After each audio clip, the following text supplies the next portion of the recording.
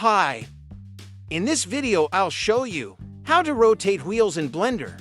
Let's start. Select the wheel and press N on the keyboard.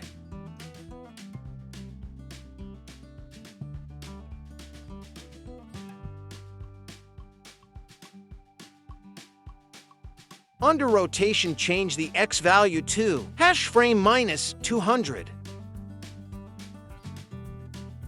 Press Enter. Click play to animate the wheel. The wheel rotates, but with clockwise rotation, and we need to rotate it counterclockwise rotation.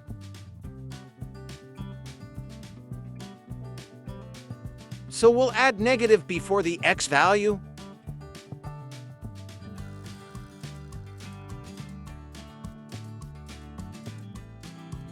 Click play. The wheel now rotates counterclockwise rotation. Please subscribe. Thanks for watching. Goodbye.